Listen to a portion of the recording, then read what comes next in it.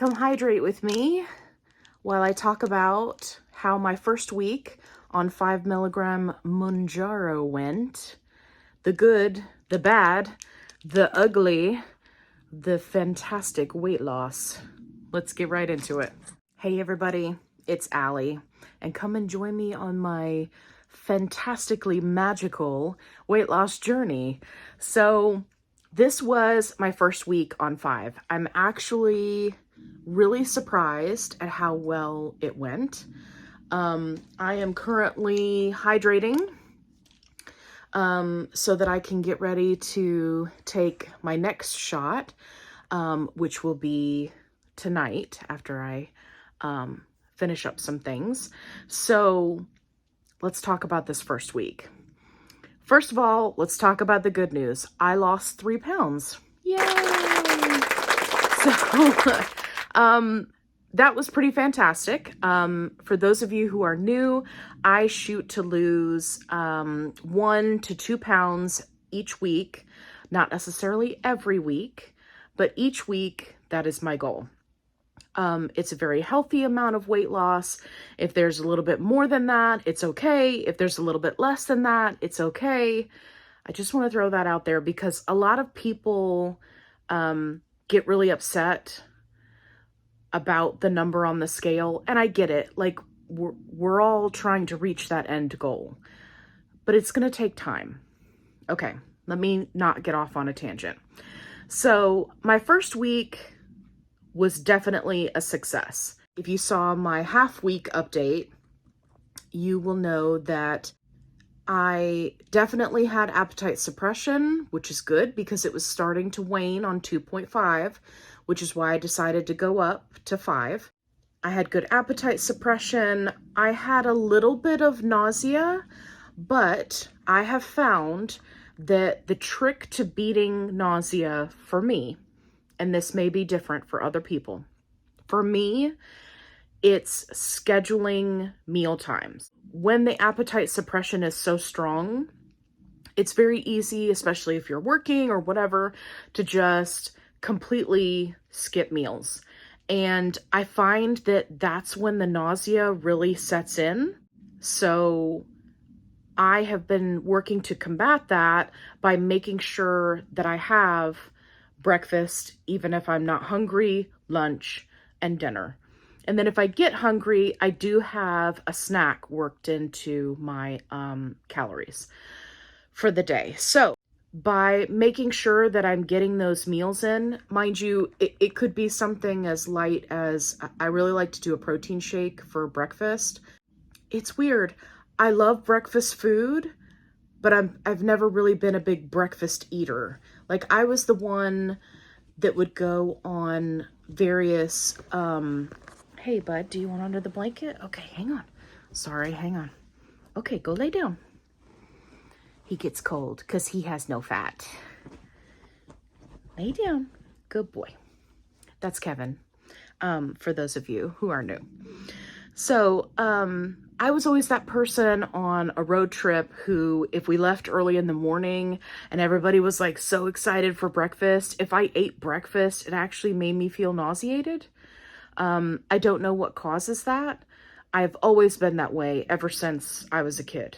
Like I've never, but I love breakfast food. It's weird. So, I usually do my protein shake for breakfast. If I'm going to be consuming a large quantity of meat, I do it at lunchtime. Lately, I've been on a lean ground turkey kick. I made like a miniature Thanksgiving in February. It was really fantastic with green beans and stuffing, and it was really very good. So I've done that with the ground turkey. I do a lot of wraps because they're very easy. I use the, net carb wraps in the various sizes. And then for dinner, I'm tending to go lighter, which is usually some sort of chicken on a salad, not chicken salad, but a chicken on a salad. Yeah. So that's been kind of my go-to both this week and in previous weeks. I eat very simply. I eat, a lot of what I eat is very simple. I think that people can get carried away and overcomplicate things, and it can make it very hard, especially if you're on this, weight loss journey. It can make it very complicated if you're like, oh, I saw this TikTok recipe. Let me go drop $30 at the grocery store and make this keto casserole or whatever. For some people that works. I am not one of those people. I am terrible about eating leftovers. They will sit. It's just a bad idea. So, and I don't do a lot of meal prepping. I will prep vegetables so that those are easily accessible. By the way, my go-to snack this week was sliced cucumbers. And I would either dip them in ranch or I would dip them in my Makoto ginger wasabi salad dressing. You want to try wasabi? No.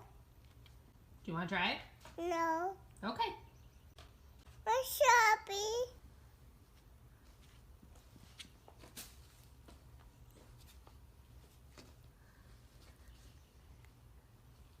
Help. I get it from Publix. If you've never tried it, please try it. It's so good. And that has kind of been my go-to snack, which is great because it's got fiber, it's got hydration, it's low calorie, right? Vegetables, do they even count? So that's been really, really good. Speaking of fiber, so I have had some issues with constipation.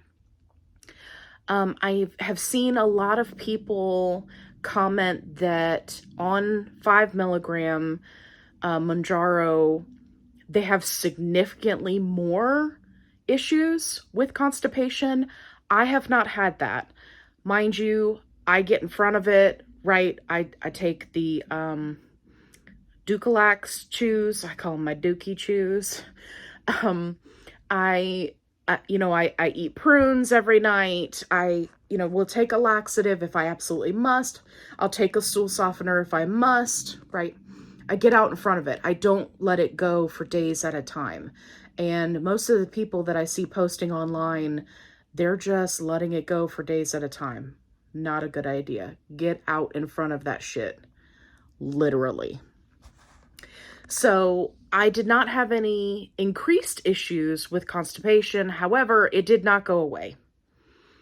And as somebody who works from home, I was kind of hoping I would be one of those people where it goes the other direction, right? Well, not the other direction, but they start having diarrhea instead of constipation. Like, I'm so tired of managing the constipation. I know that it's just one of the things you have to deal with us on this medication, but it gets very old very quickly because I have never in my life had issues with going to the bathroom. I think I was constipated once as a kid because I ate an entire block of cheese. I think that's the only time. Like I just don't, I drink a lot of water. I eat a lot of fiber. I've just never had this issue. So dealing with this whole, digestive system slowdown thing, it's kind of getting old. Am I going to put up with it? Abso-freaking-lutely, because I'm in this for the long haul. So don't get me wrong. But man, that's getting old. Let's see. I did have some, again, very short-lived, less than 20-minute headaches. Those were mostly on Sunday and Saturday, which is my shot day is Friday night. So, but then for the rest of the week, I was good.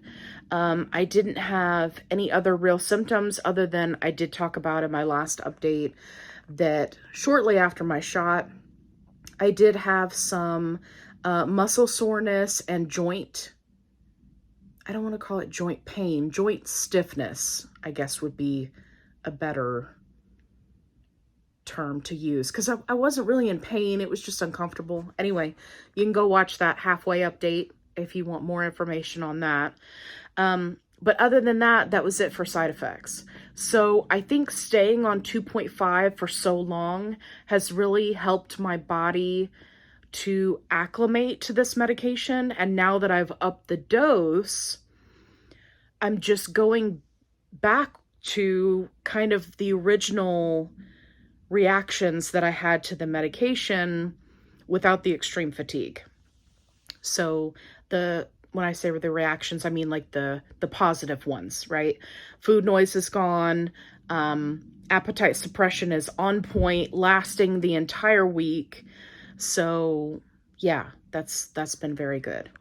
I pulled my shot out of the fridge just a little while ago so that it can start to warm up for our date tonight. And yeah, I'm really looking forward to seeing how well things are going to go on 5. My goal, which is a tentative goal, right? We play this by ear. My goal is to stay on 5 the same way that I stayed on 2.5 for as long as it works. So I actually have a doctor's appointment coming up in like 2 or 3 weeks. So I'll be talking to my doctor then. So yeah, so loving 5 at this point, hoping to have continued success. And you know, I'm going to keep you posted. So if you've made it this far, give me a thumbs up. Thank you so much for watching. If you haven't already, subscribe. If you're new, either to my channel on Mounjaro or just in general, make sure you leave me a comment below. Let me know when you're starting out or when you started, and that way I can be supportive to you on your journey as well. Okay, we'll see you in the next video. Kevin, what are you doing?